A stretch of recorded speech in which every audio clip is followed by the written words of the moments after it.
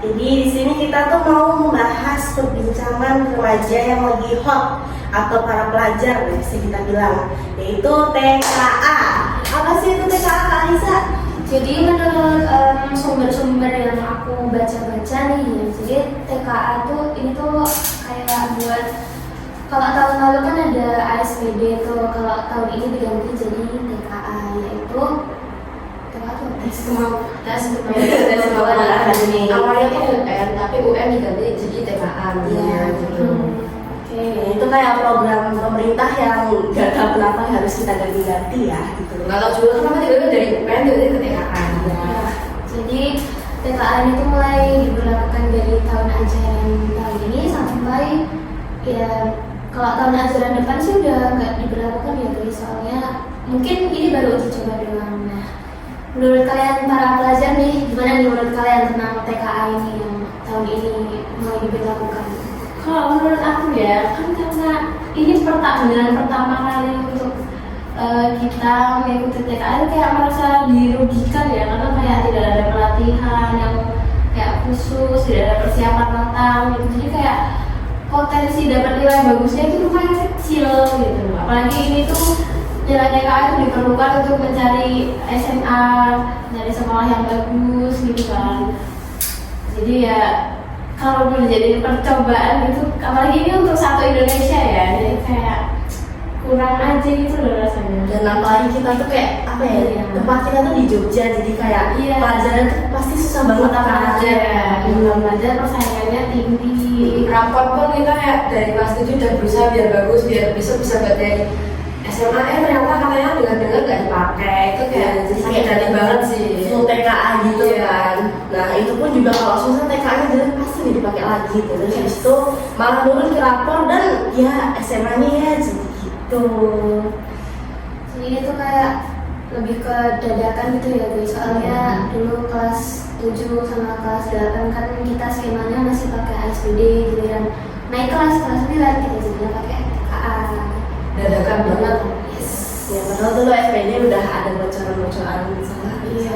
Kita udah belajar buat Iya, bedanya kan kita tahu pola soalnya ya. Kalau SPJ, kalau TKA ini kan ada kemungkinan berubah isi soalnya segala macam. Kita nggak ada kayak soal tahun lalu, nggak ada istilahnya kayak gitu, karena emang baru mulai tahun ini. Iya. Sama katanya juga guys kayak tipe soalnya itu berubah, emangnya iya? kemungkinan iya, karena kan dia dari UN, dari ASPD dipindah jadi UN. Nah dari UN kan dipindah lagi ke si TKA ini. Jadi kayak kemungkinan tuh soalnya tuh kayak UN tapi agak levelnya ada naik dikit. Apalagi kita ya di Jogja ya, pasti kayak level soalnya lebih tinggi daripada yang lain-lain gitu. Karena persaingannya yang lebih tinggi ya daripada mungkin dari pulau dari Mentara gitu.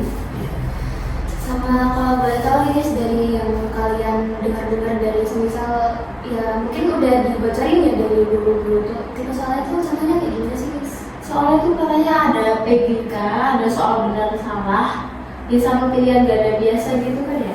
Iya. Kayak ada 4 pernyataan, kita harus cari satu-satu. Tapi kalau saya kita milihnya A, B sama C. Ternyata yang benar tuh A sama C. Nah itu kita tuh salah. Iya tetap salah, bukan kayak di itu benar salah. Ya, itu merugikan banget sih. Iya, merugikan. Jadi semisal kalau di kunci jawabannya A sama C, terus kita ada milih A, B, C gitu, salah satu pun tetap disalahin. Iya, Merugikan banget. minimal dapat 1 kayak atau setengah gitu kan lumayan. Jadi Iya. 0. Tapi karena dari sistemnya sananya udah bisa sistem, jadi kayak gak dihitung manual sama manusia, jadi pas gitu.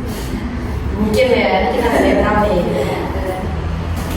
Jadi apa sih namanya tujuannya pemerintah itu kayak ganti-ganti pendidikan ini apa sih gitu loh?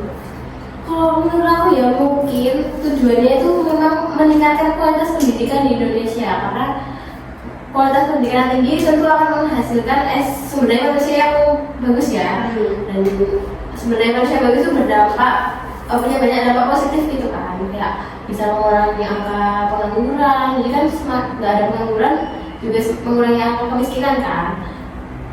Ya, berarti tapi apa yang sebenarnya itu terjadi dari apa yang ekspektasi pemerintah dan apa yang aslinya terjadi. Apakah kita kuat menghadapinya gitu loh? Apa ya? Kalau Nggak kuat sih. kalau sebenarnya mungkin sanggup kalau diusahakan, tapi kayak tekanannya itu tuh berat gitu loh. Iya. Apalagi katanya ada bocoran kalau nanti itu matematika 30 soal cuma 60 menit. Ya bayangin mengerjain satu soal itu 2 menit, apalagi kalau ada literasinya panjang gitu. Terus kalau sistemnya juga pakai yang AMBK gitu, kayak sehari itu 2 mapel. Jadi kan misal kita bahasa Indonesia nih, terus tiba-tiba nanti siangnya lagi kita MTK kan juga, aduh pagi-pagi aku belajar apa dulu nih, langsung 2 mapel dalam 1 hari itu menurut kita kayak kurang banget, dan waktunya cuma 1 jam setiap ngerjain itu kayak kurang banget. Kalau misalnya di Indo kan pasti biasanya bacaannya banyak, harus teliti, harus kayak berdasarkan itu juga, jadi kayak kurang banget untuk 1 jam itu kurang, kita perlu 2 jam. Iya. Soalnya juga kita belum terbiasa banget kan Iya. ngerjain gitu soal, apalagi dengan waktu yang sebegitu singkatnya gitu, kita belum terbiasa. Tapi kalau kalian tuh kayak dapat bimbingan atau kayak semisal buku paket gitu atau LKS yang kira-kira tuh ada soal-soal KA gitu nggak sih? Ada sih dari sekolah ada, tapi kayak ya gimana juga persiapannya, kayak apalagi kita tuh nggak waktu persiapan mereka tuh kurang dari 1 tahun loh, kayak setengah semester, cuma 1 semester doang kita mempersiapkan TKA ini, karena Maret itu dari TKA kan. Iya. Jadi cuma kalau dihitung dari semester 1 nih ya kalian cuma 8 bulan. Iya, Iya. 8 bulan. Nggak nyampe 1 tahun gitu. Ya kalau ASPD dari SD aja udah tahu ya itu nanti bakal kayak gimana, tapi kalau diganti tiba-tiba kan nggak lucu nih ya. Kayak bingung gitu loh, kayak kita dapat kayak dikasih sesuatu yang baru gitu, kita bingung harus ngapain, harus diapain gitu. Minimal kalau MTK itu kasih cara cepatnya aja, kita perlu cara cepatnya gitu. Enggak sih, kita kayaknya butuhnya 1 tambah 1. Ya, soalnya dua orang gitu. Tapi sama dengan Ya udah, terus semua itu sama sekolah. iya kita kayak gitu boleh deh refleksi. Jadi guys, kan dari beberapa bulan yang lalu nih kan ada program MBG atau makan bergizi gratis itu yang ya dimulai dari beberapa bulan yang lalu. Jadi katanya program MBG itu tuh bertujuan kayak buat apa ya, biar gizi siswanya tuh nggak kurang dan biar bisa lebih fokus. Menurut kalian efektif gitu guys?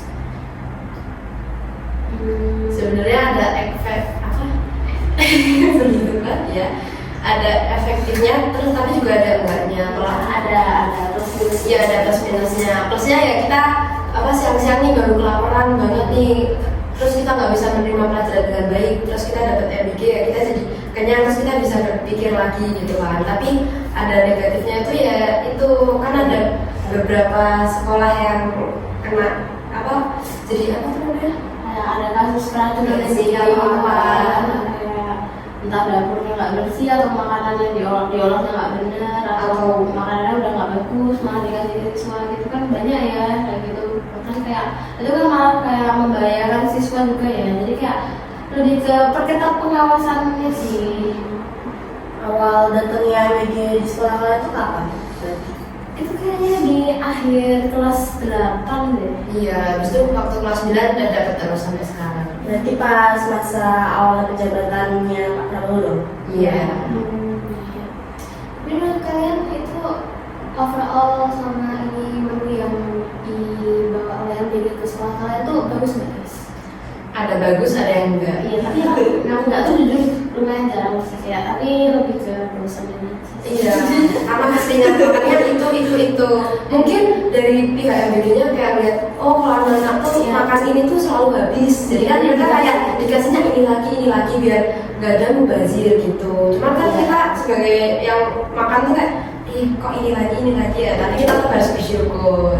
Jadi kayak terpaksa makan gitu, nggak dikasih gitu ya? Iya, tapi juga harus bersyukur kan, memang nggak dikasih. Iya. Lagi juga hebat uang sama Iya, dia. iya. Jadi kalau dikaitin sama hal sebelumnya nih guys, kan si MBG sama TKA ini kan bertujuan buat meningkatin kualitas sumber daya manusia nih. Nah itu juga sempat di-mention juga sama Pak Prabowo di sidang umum PBB ke-80 kan. Nah, menurut kalian itu gimana guys? Ya sebenarnya bagus sih, berarti kan di sidangnya beliau menyebutkan kayak tentang ingin mengurangi angka kemiskinan, kelaparan, bahkan menghilangkan perhitungan angka kemiskinan dan kelaparan itu biar tidak ada lagi. Dan beliau benar-benar memberikan aksi gitu kan, tidak hanya ngomong doang, tapi kayak memberikan solusi untuk meningkatkan kualitas pendidikan, apa tuh mengurangi kelaparan, jadi kayak nggak ngomong doang.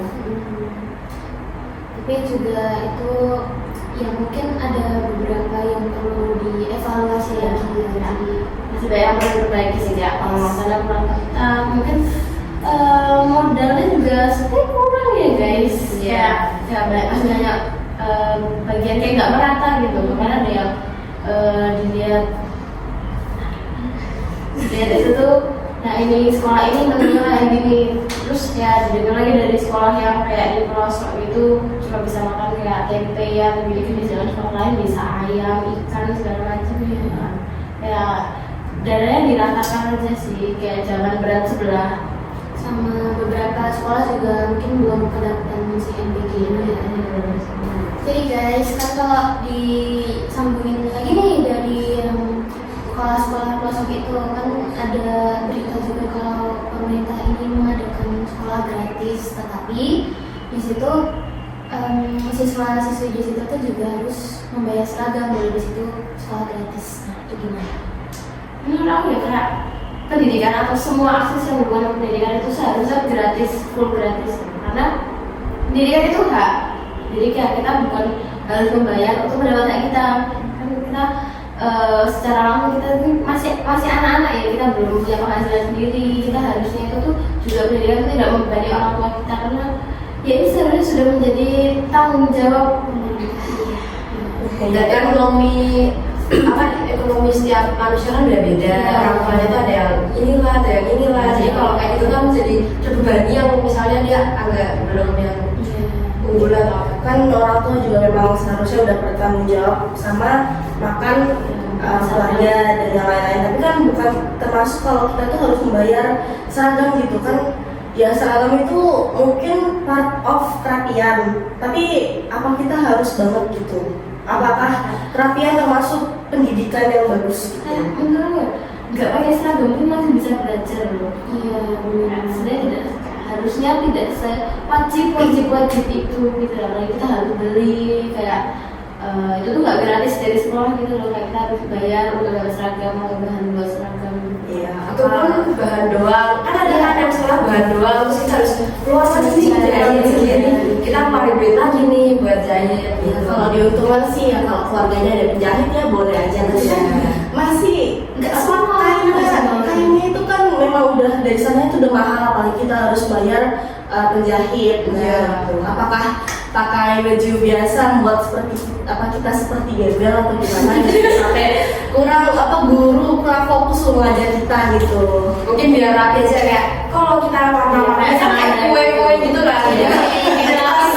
Kita senada. Tahu nanti kalau beda, kan beda sih. Tapi kalau sebenarnya kalau mau diharuskan seragam seharusnya digratiskan aja. Ya. Itu pun kalau misal ada susah nggak disediain, tapi dia kurang baca jadwal nih, ada orang yang beda seragam dari yang lainnya, itu pun diketawain. Iya. Kan harusnya ya kalau misal kita tidak pakai seragam gitu, kan kalau beda sendiri ya tidak diketawain dong ya, karena memang nggak ada seragam. Iya. Ya, sekolah gratis ini kan ya dari namanya aja udah sekolah gratis ya, otomatis semuanya ya harus gratis, kecuali gaji guru. Gaji guru tuh harusnya juga ditanggung sama pemerintah. Iya juga, tapi kenapa kalau misal sekolah gratis tuh gaji gurunya juga gratis tuh nggak mungkin kan? Iya.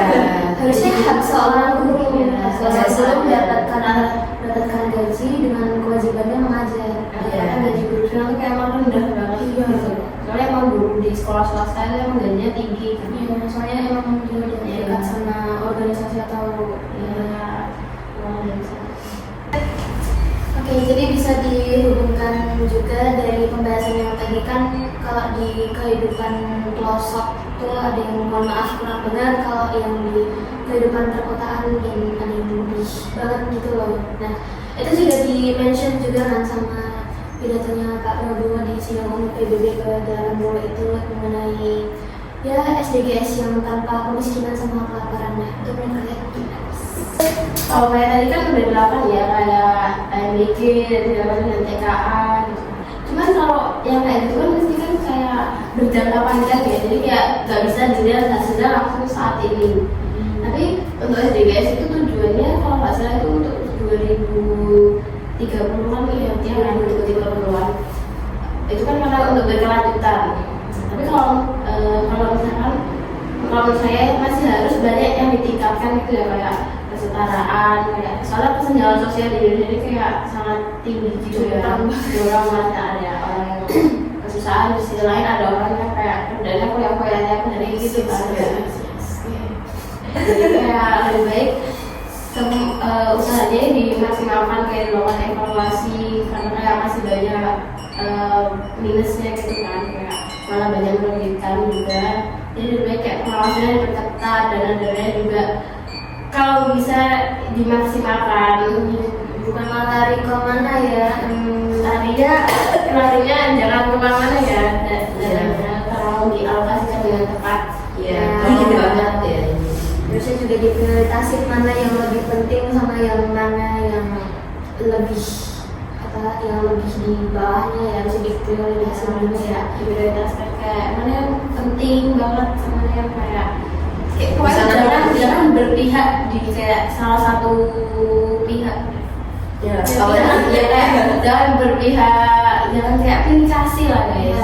Ya, harus disetarakan, kayak misalkan ada sekolah yang dibeginikan, maka sekolah lain juga diusahakan seperti itu gitu. agar merata. Kayak semua dimaksimalkan. Kayak membutuhkan waktu yang lama, karena ini memang tujuannya berkelanjutan ya. Jadi kayak ini jangka panjang, nggak bisa kayak instan besok tiba-tiba sekolah udah bagus semua gitu kan, nggak bisa. Jadi kayak lebih kayak ya sekali lagi dimaksimalkan, karena ini kan ulang terus.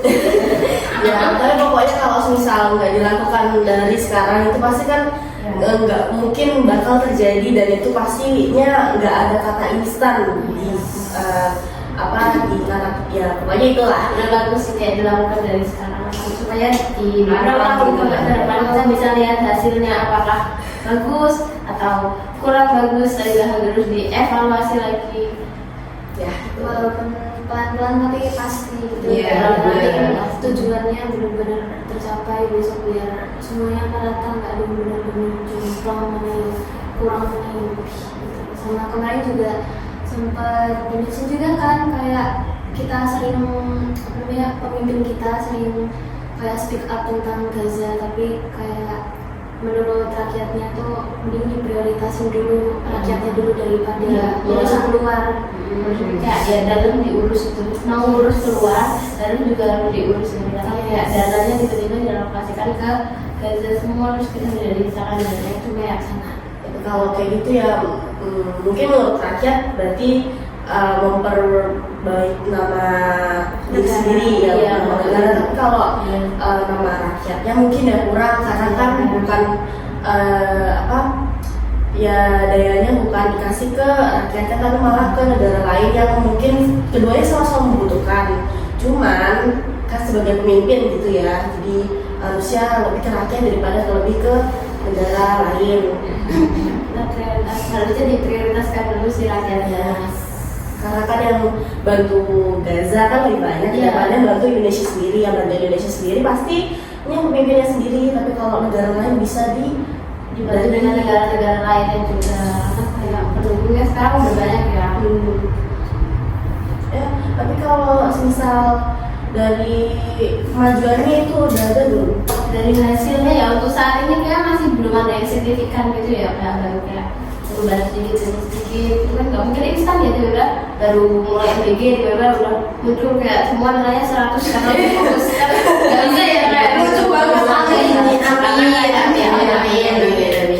Ya, semua juga butuh proses. Kamu perbaiki gizi itu pun butuh proses. Kayak misalkan dari yang awalnya kena stunting gitu kan, untuk memperbaiki gizinya itu perlu kayak upaya yang nggak bisa instan gitu loh, nggak bisa lahir stunting terus tiba-tiba 2 bulan udah sehat bugar gitu kan, nggak bisa ya. Iya. Jadi kayak itu prosesnya perlahan, tapi bisa dilihat hasilnya. Jadi untuk sekarang mungkin belum ada hasil signifikannya, tapi untuk kedepannya mari kita lihat ya nanti seperti apa. Kita lihat 2030 lagi ya. Oke, jadi dari kayak pembahasan kita tadi itu bisa disimpulkan kalau misal pemerintah mau ada program baru itu mungkin bisa dikaji ulang atau dipikirkan dulu ya, kayak nanti efeknya bakal kayak gimana, terus apakah realisasinya bakal terjadi apa enggak, terus kita sebagai rakyat juga harus mendukung juga, jangan langsung ambil kesimpulan kayak ini program bakal jadi itu, jangan. Tapi juga pemerintah juga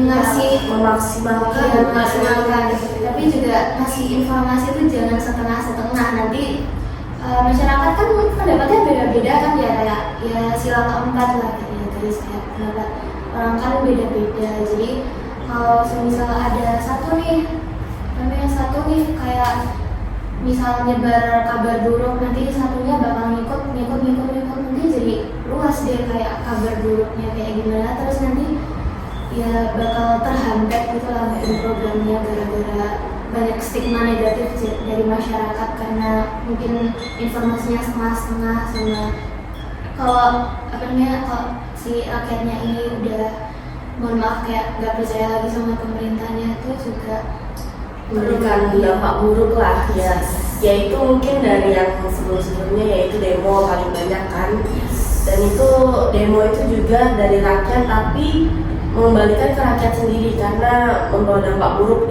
demo itu dari semuanya ya, Menghancurkan ini ya fasilitas umum tuh. Jadi pemerintah harus bangun lagi nih fasilitas umumnya. ya pokoknya kalau yang kemarin fasilitas umum kita belum tahu, kita kurang tahu siapa yang menghancurkan ya, tapi pokoknya dari semua itu jangan membuat dampak buruk, jangan membuat kegaduhan ya. Pelajar jadi kena juga kan itu, kita jadi libur, kita gini-gini. Apapun positifnya pasti ada negatifnya, jadi tolong dievaluasi sendiri karena yang tahu semuanya itu hanya diri sendiri. Introspeksi diri. Ya, introspeksi diri. Wassalamualaikum